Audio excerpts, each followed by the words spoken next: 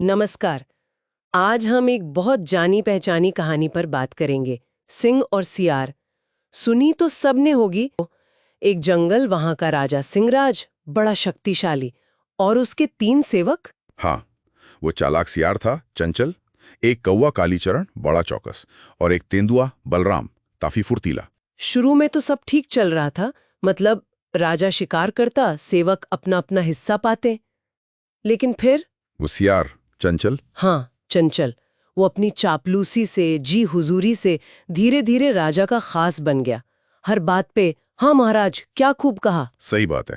और ये शायद दूसरों को थोड़ा साइडलाइन करने का तरीका भी था उसका। बिल्कुल।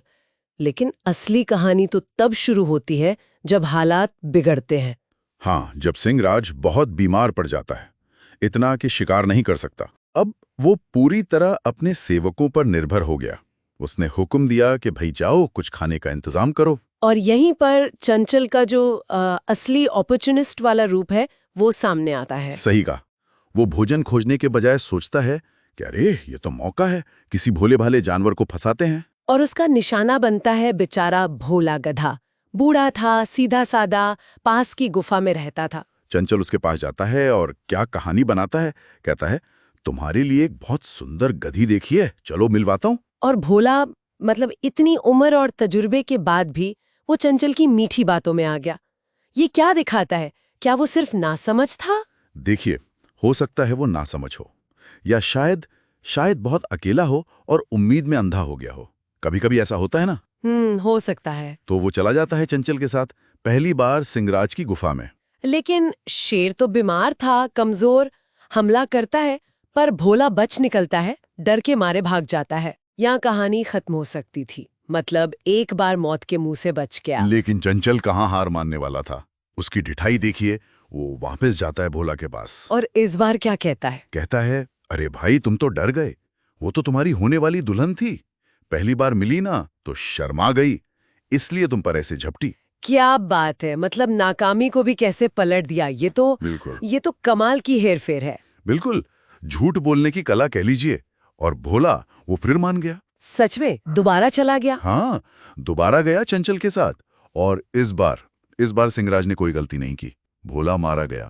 उफ, या भोला की बेवकूफी पर गुस्सा भी आता है, और थोड़ी थोड़ी दया भी शायद। सही बात है।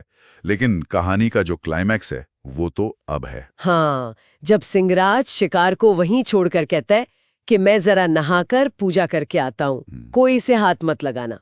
आदेश साफ था, पर चंचल के लिए आदेश मायने नहीं रखते थे शायद। जैसे ही सिंहराज गया, घात है, राजा के हुक्म की नाफरमानी है। बिल्कुल खुला अनादर। और फिर जब सिंहराज वापस आया, उसने देखा शिकार वैसे है, पर दिमाग गायब।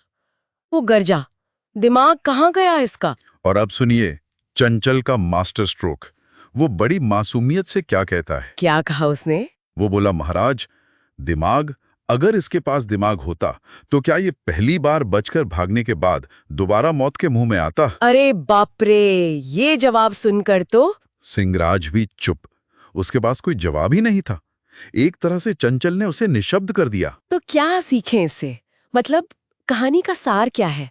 बस ये कि मूर्ख मत बनो, आंख बंद करके भरोसा मत करो। वो तो है ही, लेकिन शायद उससे भी गहरा कुछ है। ये कहानी दिखाती है कि कैसे चापलूसी, या कह लें कि मीठी बातें, वो बड़ी से बड़ी ताकत को भी गुमराह कर सकती हैं।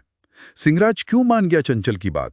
शायद वो भी सुनना चाहता था कि हाँ, मैं अभी भी महान हूं, भले बीमार हूं। ये अच्छा पॉइंट है। ऐसे वीडियो देखने के लिए हमारे चैनल को लाइक, शेयर, सब्सक्राइब करें और बेल आइकन दबाना ना भूलें।